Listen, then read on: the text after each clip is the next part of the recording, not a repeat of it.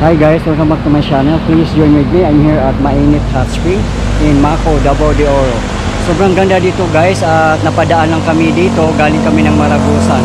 Still Davao de Oro guys. Grabe ang daming pasyalan dito sa Davao de Oro guys. At mura lang din ang entrance fee dito. It's just 80 pesos. Kaya sulit na sulit guys. So please join with us guys. Hanggang naos po kayo dito sir? Akin ko po, bag po ko.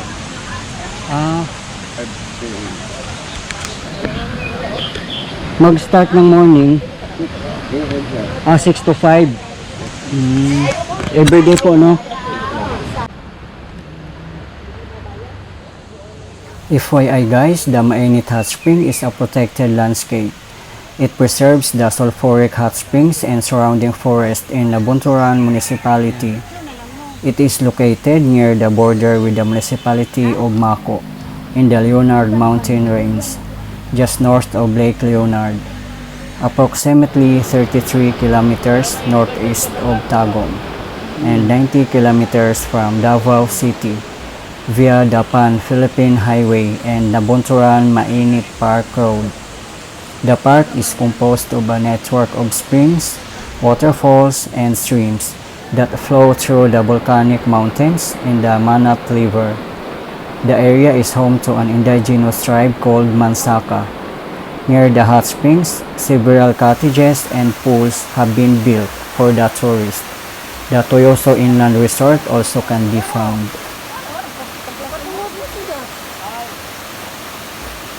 Ang daming pasyalan dito boss sa Davao de Oro. Pag meron kang 1 day or 2 days parang hindi sapat eh, no? So anong masasabi mo boss sa Mainit Hot Spring? Okay naman din. Okay. Okay naman. So gusto mo pang bumalik dito? Kung may time. Sobrang ganda, no? Talagang nature. Mahilig ka ba sa nature, idol? Hilig idol. Ayos. So mag-shoutout ka muna, idol, sa iyong mga friends. Shoutout taga San Miguel mga Quad Boys. Budal Boys. O sa Team Durong. So invite mo silang mamasyal dito sa Davao de Oro kasi ang daming pasyalan dito, idol eh. Yan, humul di okay, edit kayo. Para maluto. Thank you, idol.